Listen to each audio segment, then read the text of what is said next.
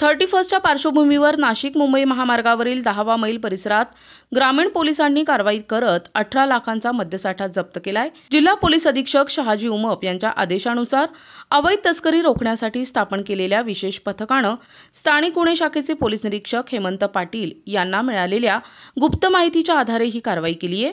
यात नाशिककडे जाणारा कंटेनर पथकानं थांबवत झडती घेतली, तेव्हा त्यात विदेशी मद्याचे एकूण 571 बॉक्स असा एकूण 18,32,964 रुपये किमतीचा अवैध मद्यसाठा मिळून आला।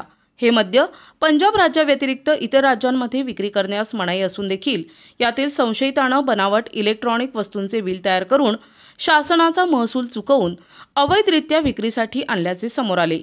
दरम्यान कंटेनर मालक मोहन कनाराम लाल फरार झाला।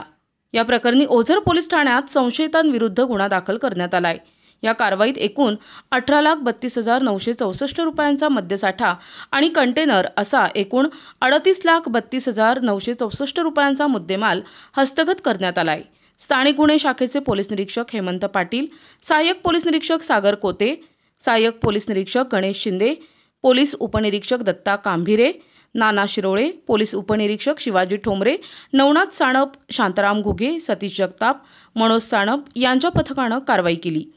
प्रतिनिधी चंद्रशेखर असोलकर, दिशा न्यूज, ओझर, नाशिक।